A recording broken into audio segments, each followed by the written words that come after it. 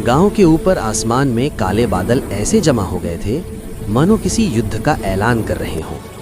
तेज हवाएं खेतों की बालियों को चीरती हुई निकल रही थीं। हर थोड़ी देर में बिजली कड़कती और पूरा जंगल सफेद चमक में डूब जाता। रघु अपने हाथ में लकड़ी पकड़े घर लौट रहा था। उसके पैरों के पास मिट्टी में एक छोटा सा नेवला कूद फांद करता चल रहा था।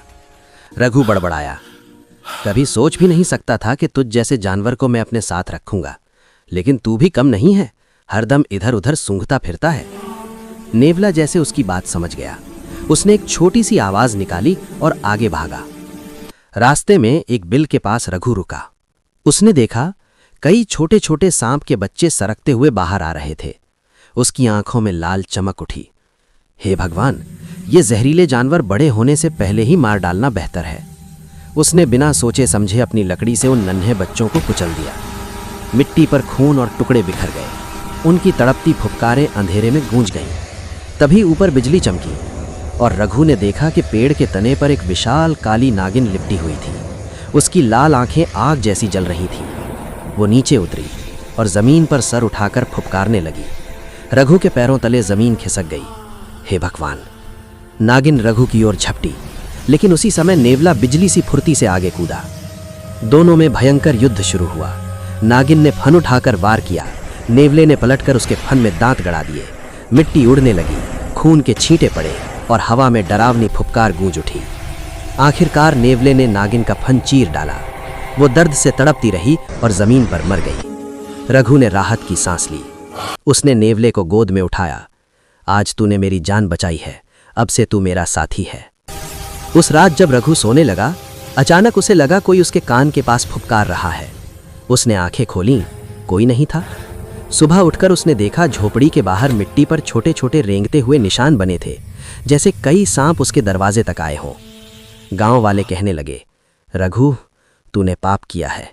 नागिन अपने बच्चों का बदला जरूर लेगी। उसकी आत्मा तुझे चैन से जीने नहीं देगी।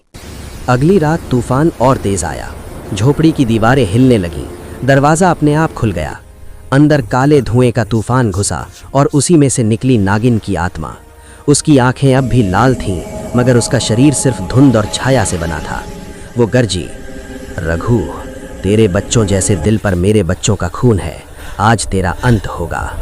रघु डर से पीछे हट गया। नेवला उसके आगे खड़ा हो गया। फुफकारती आत्मा पर झपटा। हर बार उसके पंजे हवा को चीरते, लेकिन आत्मा दर्द से चीख पड़ती। वो अमर थी, पर नेवले का वार उसे कमजोर कर रहा था। डर के मारे रघु अगले दिन गांव के बाहर रहने वाले साधु के पास गया। उसने सारी बात बताई। साधु ने कहा, नागिन अपनी औलाद की मौत भूल नहीं सकती। उसकी आत्मा अब बदले की आग में जल रही है। जब तक तुझे निगल ना ले, उसे शांति नहीं मिलेगी। रघु रो पड़ा। तो मैं क्या करूं बाबा? साधु ने उसे एक तावीज दिया। जब तूफान लौटेगा, आत्मा भी लौटेगी। तभी तुझे अंतिम युद्ध करना होगा। याद रख, तेरा नेवला ही तेरी ढाल है। तीसरी रात आसमान फट पड़ा। बिजली लगातार चमक रही थी और नागिन की आत्मा फिर झोपड़ी में उतरी।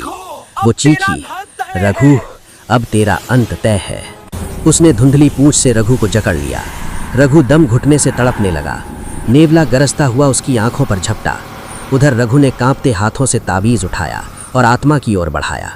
ताबीज से सुनहरी रोशनी निकली। आत्मा दर्द से तड़पने लगी। नहीं, ये संभव नहीं।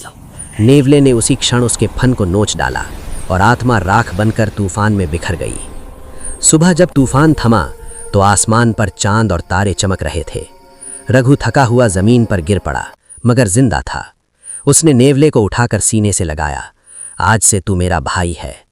गांव वाले कहते हैं, उस दिन के बाद कभी किसी ने रघु की झोपड़ी के पास सांप नहीं देखा, लेकिन जब भी बड़ा तूफान आता, हवा में कहीं ना कहीं एक हल्की फुफकार सुनाई देती, मानो नागिन की आत्मा अब भी भटक रही हो।